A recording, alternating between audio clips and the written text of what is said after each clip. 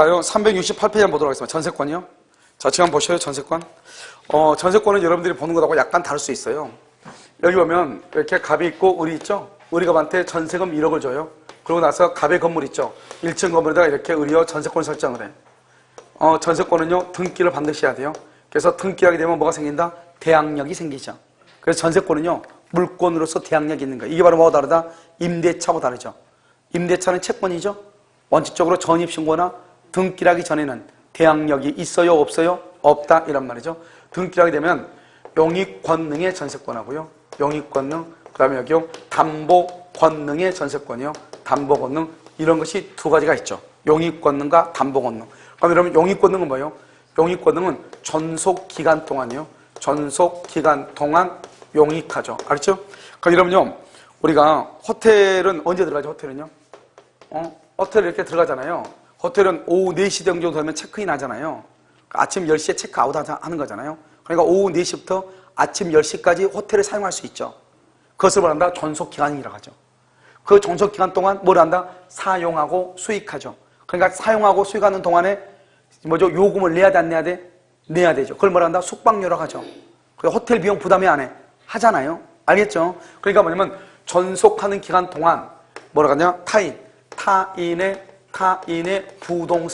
타인의 부동산을 뭘 해서? 점유해서 사용하고 수익하죠. 그래서 타인의 부동산을 점유해서 사용, 수익하는 거죠. 무슨 말인지 알겠죠? 그래서 타인의 부동산을 점유해서 사용, 수익하죠. 그래서 남의 토지를 점유해서 사용, 수익하니까 여기서 뭐라 해야 돼요? 사용료를 내야 되죠. 사용료요. 모텔 같은 경우는 5만 원 내죠.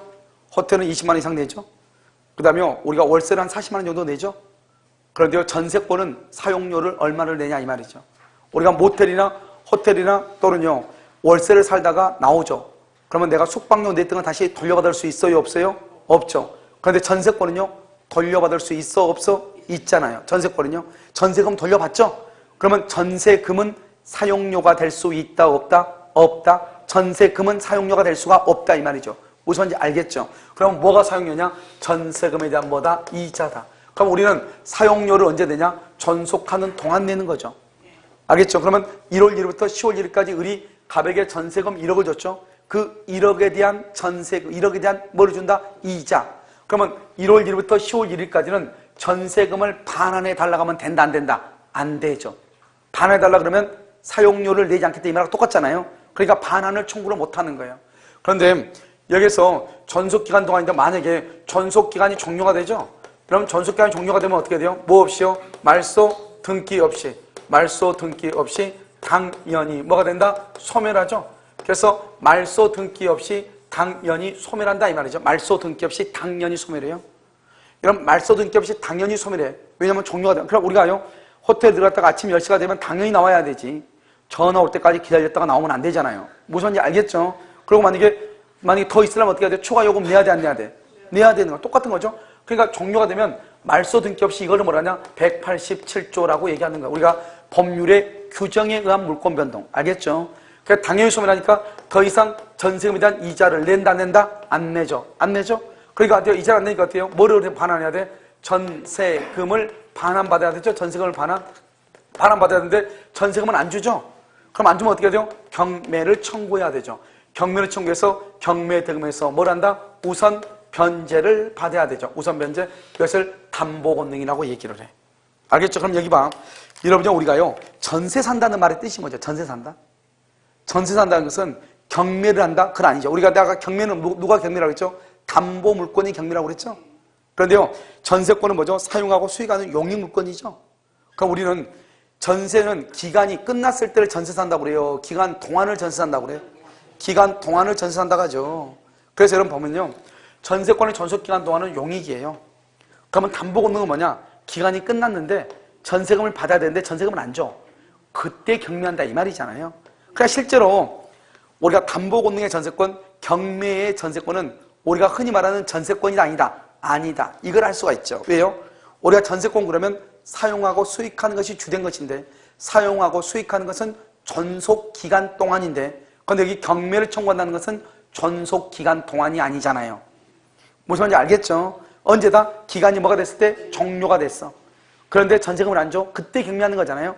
그러니까 기간이 끝나고 난 다음에 뭐라 한다? 경매를 청구하는 거죠. 근데 우리 보통 전세권 그러면 전속 기간 동안 살고 있는 동안을 전세권이라고 하죠. 그러니까 우리가 아무 말 없이 지금부터 전세권 그러면 사용수익, 용익권 등을 얘기해. 아직 기간이 종료됐다 안 됐다? 안 됐다. 이걸 얘기한단 말이죠. 그러니까 우리가 전세권 그러면 전세금을 줘야 되죠. 전세금을 준다는 것은 전세금에 대한 이자를 사용료로 준다 이런 말이죠. 그러니까 전세권이다 그러면 아무 말이 없으면 용익인데 그러면 전세금에 대한 이자를 줘야 된다 이 말이니까 전세권자로 살고 있으면서 전세금을 다른 사람한테 처분하면 된다 안 된다? 안 된다. 알겠죠? 이런 말이 나오죠. 그래서 보면 1월 1일에서 10월 1일이죠. 근데 여기가 현재가 5월 1일이라고 해봐. 5월 1일. 현재가 5월 1일이요. 그럼 5월 1일은 뭐예요? 전속 중이죠? 전속 중이다. 전속 중인 거 어떻게 돼요? 첫 번째 전세권과 아무 말 없이 전세권 그러면 용익권 등이죠? 전세권과 전세금 반환 청구권, 전세금 반환 청구권, 전세금 반환 청구권의 분리 양도가 된다 안 된다? 분리 양도가 된다 안 된다? 그건 안 되죠. 많이 봐봐. 내가 그 집에 전세로 살면서 전세금을 다른 사람한테 넘겼어. 다른 사람한테. 결국 그러면 자기는 전세금을 주고 있는 것이다, 안 주고 있는 것이다. 안 주고 있는 것과 똑같잖아요. 전세금을 다른 사람한테 줘버리면 그 사람이 전세금 받아갈 거 아니에요. 그러면 나는 전세금도 안 주고 그 집에 사는 거죠. 말이 돼, 안 돼? 안 되죠. 그러니까 전속 기간 동안은 전세금에 대한 이자를 사용료로 줘야 되는 거잖아요. 그러니까 분리양도가 안 돼. 시험에 아주 잘 나와. 알겠죠? 그런데 장차가 언제죠? 장차 10월 1일 10월 1일 전세권이 장차 전세권이 뭐랄 것을 소멸할 것을 조건으로 분리양도할 수 있다. 소멸할 것을 조건으로 전세권이 소멸할 것을 조건. 이게 뭐죠? 봐봐. 전세권이 소멸한다. 이 말이 무슨 말이죠? 전세권이 소멸할 것을 조건으로. 여러분 이건 뭐예요? 10월 1일 날은 기간이 끝났잖아요. 10월 1일 전세금 받아야 돼, 안 받아야 돼? 받아야 되잖아요. 근데 그 전세금을 내가 다 받을 필요 없이 나한테는 2천만 원만 주고 내 친구한테 8천만 원 줘라. 할 수 있어, 없어? 없어? 아니, 전세기간 끝나면 전세금 받아야 되잖아요. 이런 민법을 공부하면 별짓을 다 해봐야 돼. 전세 살고 월세도 하고 집도 사보고, 알겠죠? 그러면 전세금 나오면 10월 1일 전세기간이 끝나죠? 그럼 내가 전세금 내가 1억 받아야 되죠? 그 1억 중에서 2천만 원 나한테 주고 8천 원 친구한테 줘라. 할 수 있어, 없어? 있죠, 당연히. 그러니까 오늘 당장 5월 1일 오늘 당장 전세금 나한테 달라 이 말이 아니고 10월 1일 끝날 때 8천 원 친구한테 주고 2천만 원한테 나한테 달라 이 말이죠. 그건 된다 안 된다? 된다. 근데 전세 살고 있다 오늘 8천만 원 친구한테 줘. 그러면 돼 안 돼? 안 된다. 그래서 분리 양도 안 된다 이 말이죠. 사용하고 있을 때는. 그런데 기간이 뭐 있을 때는? 끝났을 때는. 그러니까 오늘 뭐란다? 오늘 5월 1일 날 10월 1일 날 끝나면 그때 전세금 어차피 당신 나한테 줘야 되는데 그 중에서 8천 원 내 친구한테 주세요. 할 수 있어 없어? 있다 이 말이죠. 알겠죠? 이것을 얘기해. 자, 그 다음에 중요한 것은 이제 갑이 있죠. 갑이 있고 여기 을이죠. 을을 전세권자죠. 그 다음에 여기요 갑이요 전세권 설정자죠. 설정자 이렇게요. 그러고 나서 갑의 건물이요. 갑의 건물 이렇게 1층에다가 전세권을 했어. 전세권하고 전세권을 여기서 등기를 하죠. 등기하게 되면 여기서 용익권능의 전세권하고요. 그 다음에 담보권능의 전세권 이렇게 있죠. 담보권능의 전세권이요. 그런데 여러분 혹시 전세권 담보대출이란 말 들어봤어? 안 들어봤어? 전세권 담보대출 들어봤어요? 그러면 전세권 담보대출하면 은행이 전세금을 담보로 잡고 대출을 해준다 이 말이죠. 그러면 용익권능에다 저당을 잡아요? 담보권능에다 저당을 잡아요? 저당권을 용익권능에다 잡아? 담보권능에다 잡아? 지금 우리 총무님 지금 계속 담보라고 지금 우기고 있죠? 그거 왜 그래요? 저당권이 무슨 물건이니까? 담보 물건이니까. 알겠죠? 근데 우리가요, 내가 말했죠? 전세권, 이러면 생각을 해. 생각을 이제 다시 해봐, 이제. 모든 사람이 다 그렇게 얘기해. 저 어디가 저당이 가면 담보권능이 잡는다고. 왜? 저당권이 담보 물건이거든요. 그런데 그게 아니고 그러면 생각을 해봐. 담보 물건은 전속기간이 끝났을 때, 전속 중일 때. 알겠죠? 전속 중일 때. 전속기간이 끝나면 뭐라 한다? 담보권능이죠? 용익권능은 전속 중일 때, 담보권능은 전속기간이 끝났을 때. 그럼 여러분 은행에서 여러분한테 돈 빌려줄 때 전세권자로 살고 있을 때 돈 빌려줘요? 기간이 끝났을 때 돈 빌려줘요? 그러면 용익권능이다? 담보권능이다? 용익권능이야. 그래서 용익권능에다가 지금 동그라미 해놨네. 줄 끌어놨네. 알죠? 용익권능에. 용익권능의 전세권에다가 저당을 잡는 거예요. 여기서 또 한 가지 뭐죠?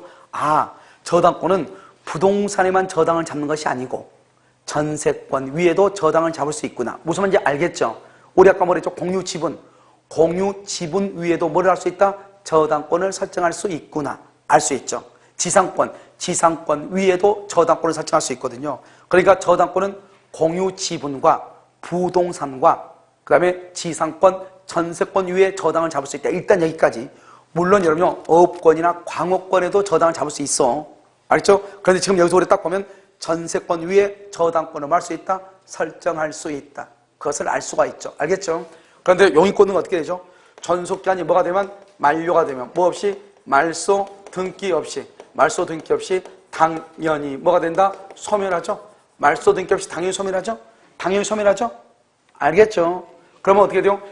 전세권 위에 저당권이 있는데요. 봐봐. 전세권 위에 저당권인데 전세권이 죽어버려. 그러면 그 위에 있는 저당권도 땅바닥에 떨어져 죽죠. 그러니까 당연히 소멸하면 저당권을 더 이상 뭐 할 수 없다? 실행할 수가 없죠. 그러니까 저당권에 의한 경멸할 수 없다 이 말이죠. 그러면 저당권자는 어떻게 해야 돼요? 자기가 빌려준 돈 1억이 있는데 이 1억을 받아야 될 거 아니에요. 그러면 이 을이 가만히 준 전세금 1억 있죠?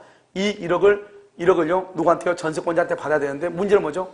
설정자가 전세권자한테 1억을 주면은 이 전세권자가 그 돈 가지고 도망가지. A한테 돈 갚지 않을 거 아니에요.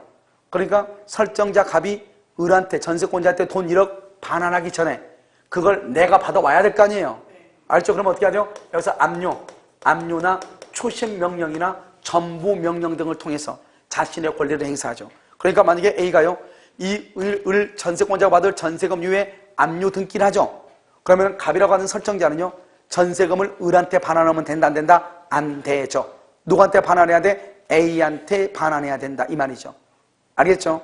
그런데 만약에 이 설정자는요 전속기간이 만료가 됐어. 만료가 되는데 제3자의 압류가 없는 거예요. 압류가 없어. 그럼 어떻게 해야 돼요? 기간은 끝났는데 이 사람이 뭘 대출을 취한데 아무 조치를 취하지 않아. 그러면 이 사람 어떻게 생각하죠? 우리 돈 갚았나 보다 이렇게 생각을 하죠. 그러니까 전세금을 누구한테 반환한다? 전세금을 전세권자한테 반환하는 것이에요. 여러분 이것은 지금 여기서부터 이렇게 고돌이 반대방향으로 가니까 이러면 헷갈릴 수 있어. 고돌이 방향이 가야 되는데요. 자 그럼 반대방향 한번 가보면 헷갈리더라도 일단 용익권능의 전세권 위에 저당을 잡아. 그런데 용익권능은 전속기간이 만료되면 말소 등기 없이 187조 말소 등기 없이 당연히 소멸해. 그러면 전세권 위에 있는 저당권은 더 이상 말 수 없다, 실행할 수 없다. 전세권 위에 있는 저당권은 더 이상 말 수 없다, 실행할 수 없다. 더 이상 실행을 못해, 저당권은요. 그러면 이 저당권자는 전세권자가 반환받을 전세권 위에 압류나 추심명령이나 전부 명령 등을 통하여 자신의 권리를 행사할 수 있다. 전세권 설정자는 제3자의 압류 등이 없으면 전세금을 누구한테 반환한다? 전세권자에게 반환한다 이 말이죠. 알겠죠? 그것이 여러분요 어디에 나와 있느냐? 그것이 여러분요 145페이지에 나와 있는 거죠. 알겠죠? 가이노트 145페이지 맨 위에 보면 쭉 자세하게 이렇게 나와 있죠? 나와 있어 안 나와 있어? 나와 있잖아요. 그 다음에 이제 여기서 보면 그 다음에 이제 146페이지 한번 봐봐. 동시함력권이죠? 자 갑하고 을하고 있죠? 갑하고 2월 1일 기간이 만료가 됐어. 그러면 갑은 을한테 뭐를 반환해야 돼? 전세금을 반환해. 을은 갑한테요 목적물을 뭐라고? 인도하고 말소에 필요한 서류를 줘야 돼. 알겠죠? 이 모든 것하고 전세금하고는 무슨 관계다? 동시이행 관계다. 무슨 관계? 동시이행. 이런 동시이행 관계는 채무불행이다 아니다? 채무불행이 아니다.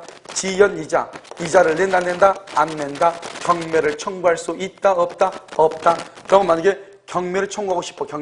경매를 청구하려면 어떻게 한다? 자신의 채무를 제공해서 자신의 채무를 제공해서 상대방을 뭘 빠뜨려? 이행지체에 빠뜨려. 이행지체에 빠뜨려야 된다 이 말이야. 이행지체. 그럼 자 지금부터 봐봐. 원래는 동시행이니까요. 이 갑은 언제 전세금을 반환하냐? 을이라는 사람이 뭐다? 목적물을 인도해야지. 나한테 인도가 뭐죠? 이사를 가야지. 이사만 가면 안 돼. 뭐까지 해야 돼? 전세권 말소에 필요한 서류도 줘야 돼. 그러니까 뭐라 한다? 이렇게 하죠. 전세 사는 사람이요. 아침에 이제 포장이사 가가지고 포장이사를 시작해.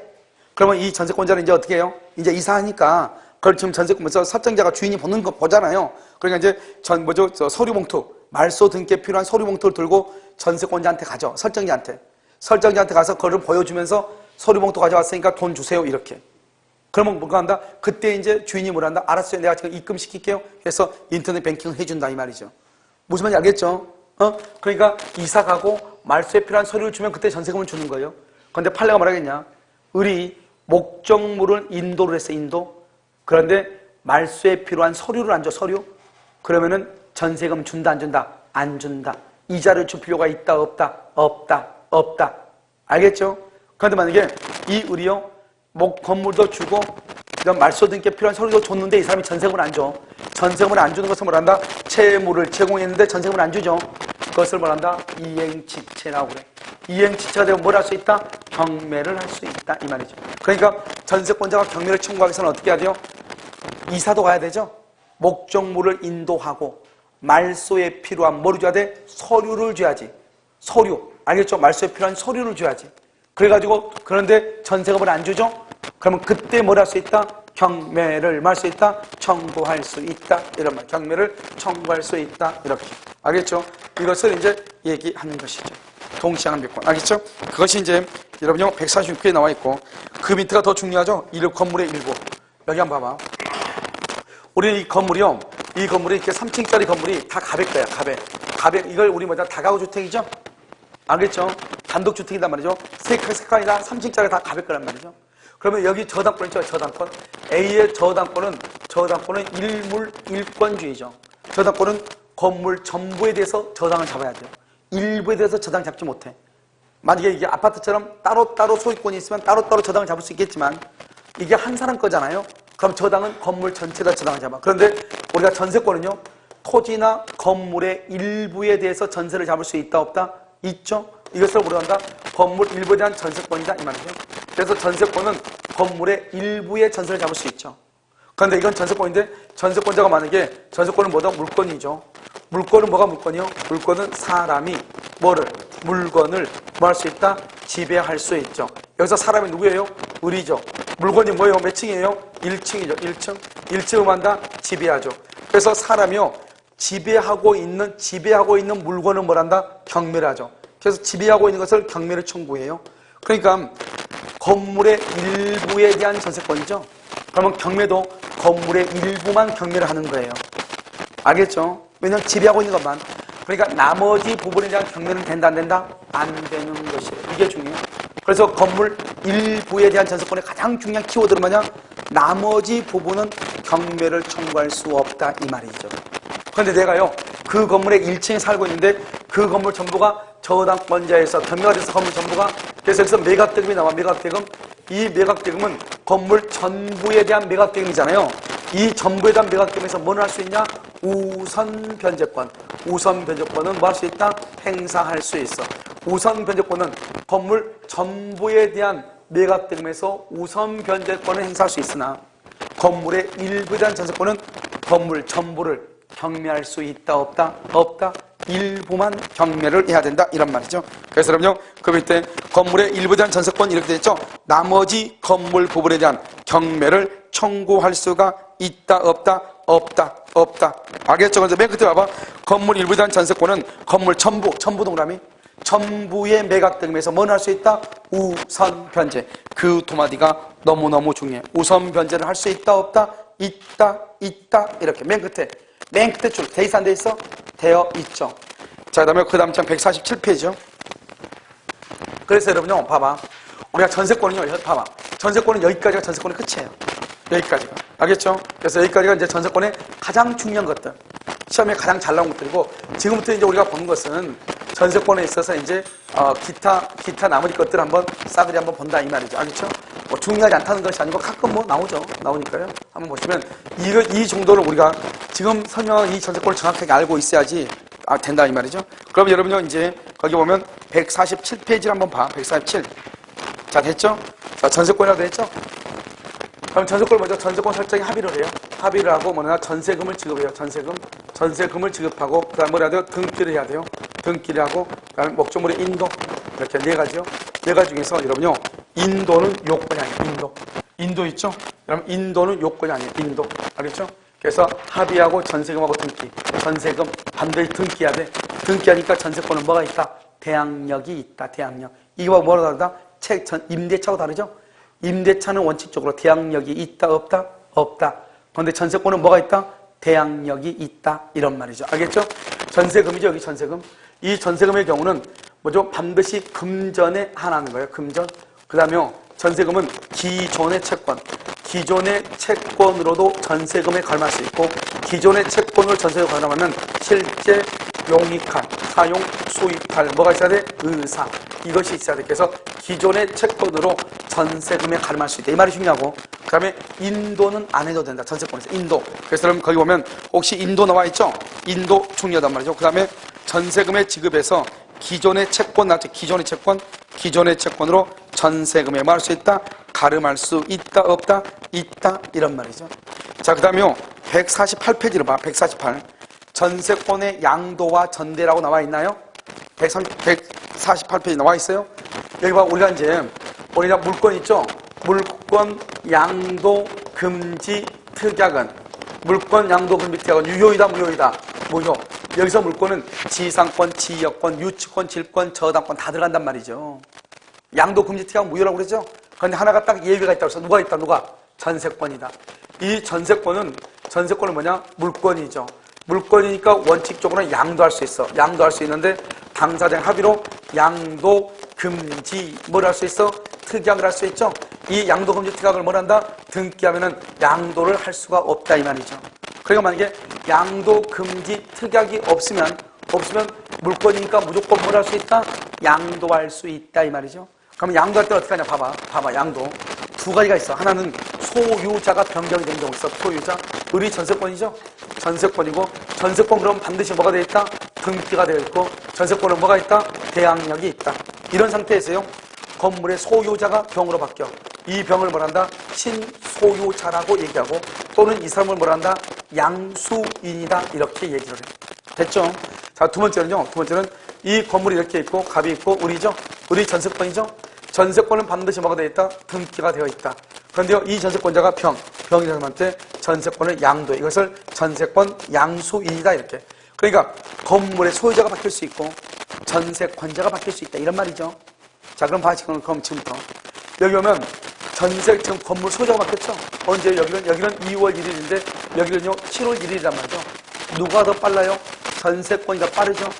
그러니까 건물의 소유자가 바뀌면 전세권자는 전세금을 누구한테 반환을 청구하냐? 신소유자 양수인에게 전세금 반환을 청구하는 거예요. 알겠죠? 그런데 이번에는 전세권자가 바뀌는 게 아니라 전세권자가 우리가 전세권을 양도를 금지하기로 특약이 있느냐 없느냐가 중요해. 전세권을 양도하기로 특약이 됐다. 특약이 됐다. 양도 금지가. 그러면 양도하면 안 돼. 그럼 무효예요. 그런데 양도 금지 특약이 없죠. 없으면 전세권도 물건이니까 을은 멋대로 양도할 수 있어.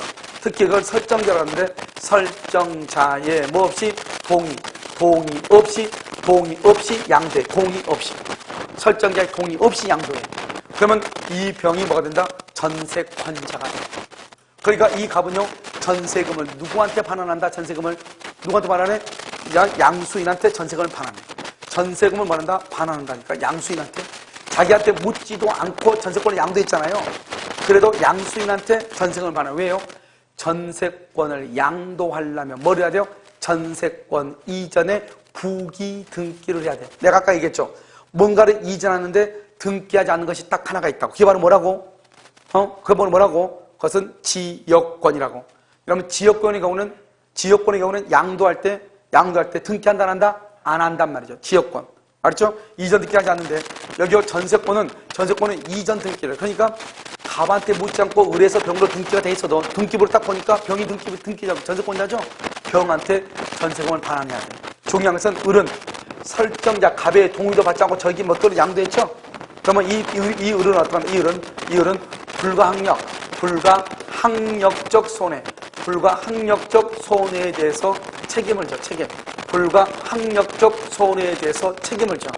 불가항력적 손해에 대해서 책임을 진다 이 말이죠. 불가항력. 무슨 말인지 알겠죠? 그래서 불가항력적 손해에 대해서 책임을 진다 이 말은 우리가 봐봐요. 천정 안에서 누전돼가지고 화재가 났어. 그건 내가 책임져 안 져? 안 지죠. 그걸 내가 왜 책임져요? 알겠죠? 그런데 그런 것들도 을은 책임을 진다 이 말이죠. 왜요? 설정자의 동의받지 않고 전전세 했으니까. 양도했으니까. 알겠죠? 그래서 원칙적으로 전세권은 물건이기 때문에요. 만약에 전세권 양도 금지 특약이 없는 한 전세권 설정자의 동의를 받지 않고 말 수 있다. 양도할 수 있다. 이 말이죠. 알겠죠? 그래서 양도한다. 이 말이고. 그럼 그 밑에 여러분요. 146회장 보면 전세권의 양도라고 되어 있잖아요. 그림만 봐봐. 그림 보면 갑하고 을하고 병하고 이렇게 있잖아요. 을이요. 을이 병한테 양도 금지 특약이 있냐 없냐에 따라서 양도 금지 특약이 없으면 을이 설정자의 봐봐 왼쪽에 봐봐 설정자의 동의를 뭐로 하고 불문하고 을은 양도하죠. 그러니까 이때 을은요 불가항력적 손해에 대해서 뭘 한다? 책임을 진다. 누구한테 책임을 져? 대갑에게 책임을 지죠. 그런데 여러분요 누구한테 그러면 전세금을 반환한다. 누구한테? 전세금을 갑은 누구한테 반환해? 병에게 반환하죠. 그래서 병이 갑에게 전세금 반환 청구권을 행사를 해. 을이 아니고 누가? 병이. 알겠죠? 자, 그 다음에 여기 전전세 봐봐. 전전세는요 전전세도 뭐를 불문한다? 그 밑에 보면 4번 설정자의 뭐를 불문해? 동의를 불문한다. 이렇게 돼 있죠? 그럼 여러분요 전전세하고 양도하고 자 여기 봐봐. 이 그림을 가지고 알아가지 말고 양도란 말하고 전전세란 말하고 차이가 뭐죠? 양도한다. 우리가 임차권을 양도한다. 전대차를 한다. 전대차. 이 전세권을 양도한다. 전세를 한다. 이 말이 무슨 말이죠? 이거 아니에요, 여러분.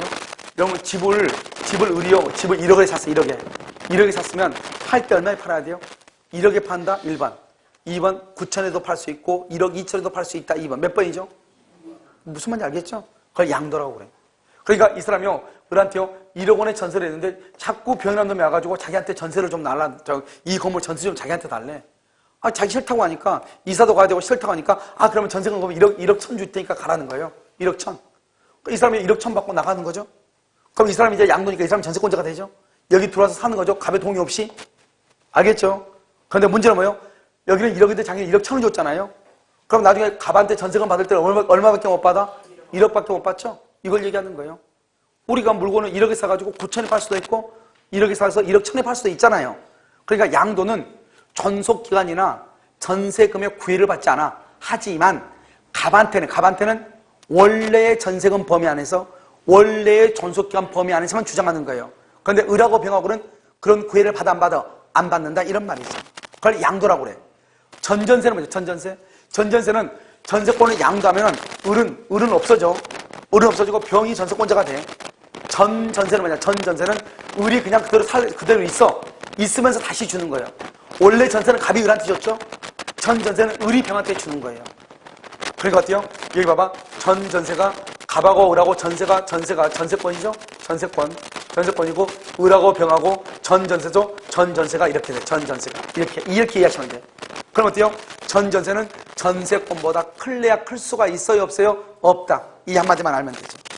알겠죠? 그러니까 한마디로 말하면 존속기간이라든가 전세금이 원전세권의 범위를 벗어날 수 있다 없다? 없다. 이걸 전전세다. 봐봐. 전한테 내가 지금 준다 이 말이야. 봐. 내가 갑한테 받은 게 10개밖에 없어. 그럼 내가 다시 줄 때는 12개를 줄 수 있나요? 가진 게 몇 개인데? 10개인데 다시 주는 것은 10개 최대 많이 주면 몇 개? 10개. 그렇지 않으면 7개, 8개잖아요. 12개는 줄 수가 없잖아요. 그걸 전한다 이 말이죠. 전대차, 전전세 이렇게. 그러니까 그 전대차라든가 전세권이라는 것은 원래의 임차권이나 원래의 전세권 범위 안에 들어와 있다 이 말. 간단하죠. 알겠죠? 그러니까 존속기간이라든가 전세금의 범위를 벗어날 수 있다 없다? 없다 이런 말이죠. 무슨 말인지 이해됐죠 지금? 그것을 얘기한다 이런 말이죠. 알겠죠? 그래서 전전세 양도다 이렇게. 그래서 그럼요 특히 전전세 봐봐. 전전세는 맨 밑에 왼쪽 맨 밑에 2번 봐봐. 권리도 없고 의무도 없다 이렇게 돼 있죠. 그 말이 무슨 말이에요? 우리가 보면 전대차에는 전대차 동의 있는 전대차는 전차인은 임대인에게 권리는 없지만 뭐는 있다? 의무는 있죠. 그런데 전전세는 권리와 의무가 없다. 왜요? 전세권은 물건이죠. 사람과 물건 간의 관계니까 다른 사람한테 의무를 진다는 것이 있을 수가 없는 거예요. 알겠죠? 자, 그런데요. 여러분 봐봐. 만약에 이 병이 전전세를 살잖아요. 전전세를 살 때 이 사람이 그러면 경매를 청구를 어떻게 하냐? 내가 지금 얘기하는 거 봐봐. 아무것도 아니니까. 용어정리니까. 지금 봐. 갑하고 을하고 있죠? 갑하고 을하고 이건 전세권 설정자. 전세권 설정자. 설정자죠? 그래서 원전세권이죠? 원전세권. 그 다음에 여기요. 을이요. 전세권자죠? 전세권자요. 전세권자인데 만약에 우리가 병한테 또 전전세를 주죠? 그럼 이걸 뭐다? 전세권. 전세권. 뭐라 한다? 설정자죠? 설정자고. 이걸 뭐라 한다? 전세권이죠? 전세권이죠? 이 사람 뭐라 한다? 전세권자죠? 전세권자. 이렇게. 자, 그럼 우리가 경매 청구를 어떻게 하냐? 원 전세권이 끝났는데 전세권 설정자가 전세금을 안 줘. 전 전세권이 끝났는데 전 전세권 설정자가 전 전세권자한테 전 전세금을 안 줘. 그럴 때 경매를 청구하거든요. 1번 플러스 2번이 돼야 돼요. 자, 봐봐요. 자, 그냥 읽으면 되니까. 원 전세권이 종료됐음에도 불구하고 원 전세권 설정자가 원 전세권자한테 원 전세금을 반환하지 않고 전 전세권이 소멸했음에도 불구하고 전 전세권 설정자가 전 전세권자한테 전 전세금을 반환하지 않으면 전 전세권자가 경매를 청구한다 이 말이죠. 무슨 말인지 알겠죠? 이렇게 얘기해. 아무 말도 아니야. 보고 읽으면 되니까. 그러니까 우리가 이제 봤을 때는 책으로 읽으면 무슨 말인지 모를 수 있어. 근데 그냥 용어 정리. 을은 갑하고 관계에서는 전세권자지만 병하고 관계에서는 뭐다? 전 전세권 설정자 이 말이죠. 알겠죠? 여기는 원래 전세권이고 이건 전 전세권이고 원 전세금이고 여기는 전 전세금이고 여기는 전 전세권자고 을은 갑하고는 전세권자고 병하고 봤을 때는 전 전세권 설정자고 이 사람은 전 전세권자고 그러니까 원 전세권이 소멸했는데 전세권 설정자가 원 전세금을 반환하지 않고 전 전세권이 소멸했음에도 불구하고 전 전세권 설정자가 전 전세권자에게 전 전세금을 반환하지 않으면 전 전세권자가 경매를 청구한다 이 말이죠. 알겠죠? 막 고개만 끄덕끄덕 하면 돼. 알겠죠? 그래서 얘기한다. 됐죠? 자, 그 맨 밑에 나와 있죠?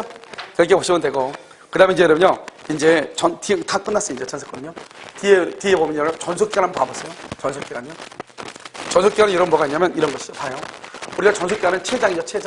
최장은요 전세권은 10년이에요. 10년인데 이거 봐. 건물이죠.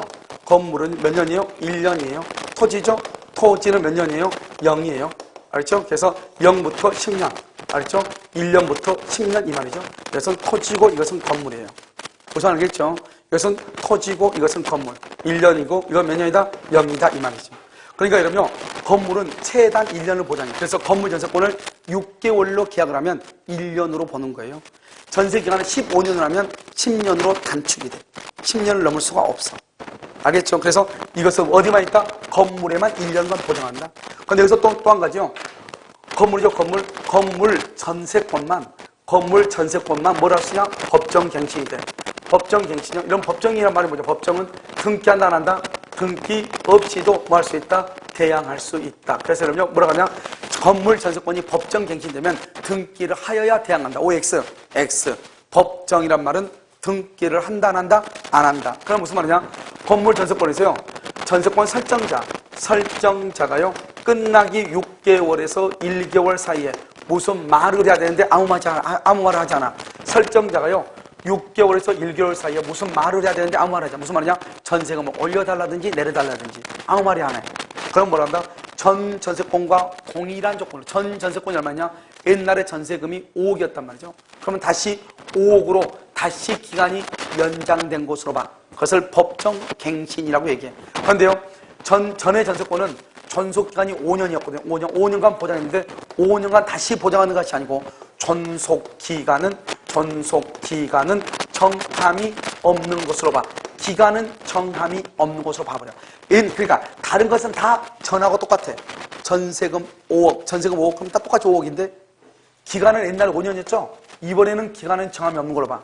전세권의 기간이 정함이 없을 때 어떡하냐? 각 당사자가 누구죠? 전세권자와 설정자죠. 각 당사자는요 어떻게 한다?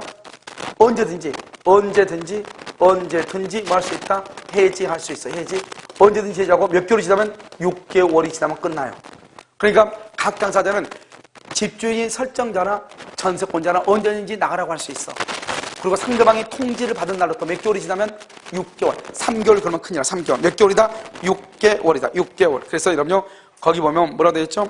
전속기간은 3번이요. 정함이 없는 것이다. 각 당사자는 언제든지 해지를 통과하고 몇 개월이 지나면 6개월이다. 이렇게. 그 다음에 여러분 특히 여기요. 비용상환 청구권이 중요해. 그 중에서 어디냐?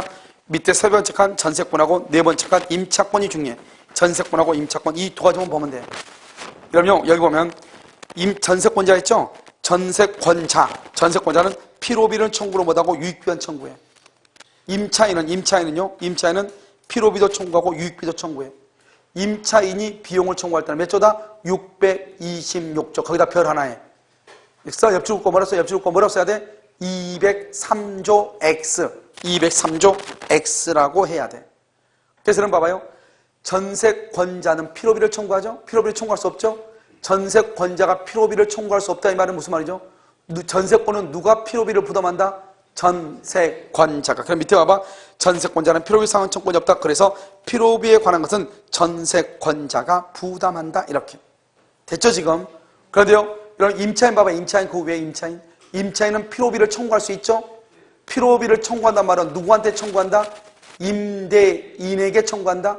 그럼 필요비를 누가 부담한다? 임대인이 부담한다. 이런 말이죠. 자, 그 다음 장이요. 그 다음 페이지 보면, 이런요, 부속물 매수 청구하고 지상물 매수 청구권이 있죠? 이런요, 전세권에는 부속물 매수 청구권이 있다. 이 정도. 그런데 부속물 봐봐. 부속물만 봐. 지상물을 보지 말고. 전세권하고 임차권을 보면, 임차권에는 임차인만 부속물 매수를 청구하거든요. 그런데 전세권에서는 누구도 청구한다? 전세권 설정자. 전세권 설정자도 지상 부속물 매수를 청구해. 우리가 임대차에서는 누구만 부속물 매수를 청구한다? 임차인만. 그런데 전세권에서는 누구도 청구할 수 있다? 누구도 청구한다? 전세권에서 누구도 청구해? 전세권 설정자도 청구할 수가 있다. 이런 말이죠. 알겠죠? 그 다음에 151페이지 한번 봐봐. 여러분 151페이지 보면 전세권의 소멸이라고 지금 되어 있나요, 여러분요? 전세권의 소멸이라고 되어 있어요? 자, 여기 한번 봐봐. 전세권의 소멸은요, 이런 말이에요. 여기 보시면, 자, 여기 봐. 전세권 소멸이라고 해서 뭘 얘기하냐면 이런 식이에요. 건물이 이렇게 있잖아요. 3층짜리 건물인데 3층에 건물이 이렇게 멸실됐어요. 이것이요, 불가항력. 일부가 불가항력으로 멸실된 경우가 있고, 그 다음에 전세권자의 잘못으로 멸실된 경우 두 가지가 있어. 알겠죠? 불가항력으로 멸실되죠? 그 부분의 전세권은 소멸해. 소멸. 이것을 뭐란다? 불가분성의 예외다. 이렇게. 이런 불가분성이 뭐죠? 전부가 소멸해야 소멸한다 이 말이잖아요. 그런데 여기는요, 일부만 소멸했는데 그 일부만 소멸하는 거예요. 나머지는 소멸하지 않는 거예요. 그러면 돼, 안 돼? 원래 안 되잖아요. 불가분성은 뭐죠? 전부 다 돈을 갚을 때까지 소멸할 수 없다 이 말이잖아요. 그런데 여기는요, 일부만 없어졌는데 전부가 소멸한다 이 말이죠. 이것을 불가분성에 의해다. 우리 기출문제 나왔어. 알겠죠? 그래서 불가항력 태풍에 의해서 3층이 불타버리죠. 그러면 3층만 없어지는 거예요. 그런데 전세권자의 잘못으로 3층이 불타버리죠. 그러면 전세권자는 뭘 한다? 손해를 해야 돼? 손해를 배상해야 된다 이 말이죠. 그래서 손해배상 책임이 있다 이렇게. 그래서 여러분요, 거기 보면 여러분요, 강의노트에 돼 있죠? 강의노트 전세권의 소멸이라고 돼 있죠? 거기 보면 EX 이렇게 돼 있나요? 그래서 가운데 보면 세 번째 줄, 전세권자의 잘못으로 전세 목적물의 일부가 멸실하면 전세권자는 전세금 반환 청구권이 없다. 그건 틀려. 전세금 반환 청구권이 없는 것이 아니고 뭘 한다? 손해를 배상할 책임이 있다. 손해를 배상할 책임 이렇게. 손해를 배상할 책임이 있다 이렇게. 손해배상 책임이 있다. 그 다음에요, 그럼 그 밑에 당구장 표시 있죠? 그 밑에 당구장 표시 봐봐. 전세 목적물의 일부가 불가항력에 의해서 멸실하죠? 그 부분만 소멸한다. 그 부분만 소멸한다. 이것을 뭐라 한다? 불가분성의 예외이다. 그런데 이러면 두 번째 살펴봐. 두 번째 살펴. 전세권의 불가분성에 관한 예외는 공동저당에서 동시배당만 있다. 동시배당에도 있다. 만 아니고 동시배당에도 있다. 에도 이렇게 해야 되겠네요. 만이 아니고 동시배당에도 있다. 그러니까 불가분성의 예외는 두 가지다 이 말이죠. 불가분성 예외는 공동저당에서 동시배당하고, 그다음에 전세권에서 목적물의 일부가 불가항력으로 멸실한 경우. 그럼 이 말이 무슨 말이냐? 이것은요, 봐봐. 이것은 지금 이때 설명해도 필요 없어. 나중에 공동저당 가서 다시 설명할 거예요. 그러니까 여러분요, 우리 시험에 근데 뭐라고 난 얘기 났어? 불가분성의 예외는 공동저당에서 동시배당의 경우에만 있다. 이렇게 나왔어, 시험에. 맞아, 틀려? 틀리다고. 어디에 있다? 전세권이 일부가 불가항력으로 멸실한 경우에도 있다. 이런 말이죠. 그러니까 불가분성은 몇 가지가 있다? 두 가지가 있다. 이 정도만 알면 돼. 첫 번째로 뭐다? 일부가 불가항력으로 멸실한 경우. 하나는 공동저당, 아직 안 배웠어 우리. 공동저당에서 뭐 동시배당의 경우 이렇게. 무슨 말인지 아시겠죠? 그것을 얘기하는 것이다. 이런 말이죠. 자, 그 다음에 이제 여러분요, 담보물권은요, 다른 데하고 비해가지고요, 워낙 똑같은 시간을 하는데요. 너무 늦어가지고. 일단요, 이거, 담보물권하고요, 유치권하고 하는 것은 목요일 날 있죠, 목요일 날. 목요일 날 잠 안 자고 올 거예요. 그러니까요, 목요일 날 보도록. 그렇죠? 알겠습니다. 알겠죠? 목요일 날. 또 집에 가면 또 까먹어. 그렇죠? 내일 또 노란개인, 하루 내에 강의하는 날이거든요. 이들 3월일이 여러분 여기 없죠? 대부분 다 강의 없는데요. 거기가 좀 보강 날짜라 가지고. 일단 여러분 여기까지 하고요. 식사하고 3시에요. 3시에 뭐를 보냐면, 우리 전번주에 여러분 책 다 가져오셨죠, 이거? 책. 전번주에 했었던 그 주택임대차 있죠? 주택임대차 마지막 뒤에 부분하고요. 아마 상가임대차까지 할 수 있지 않을까 생각도 들긴 드는데요. 일단 하도록 그렇게 하겠습니다. 무슨 말인지 아시겠죠? 자, 오늘 강의는요, 여기까지 하도록 하겠습니다.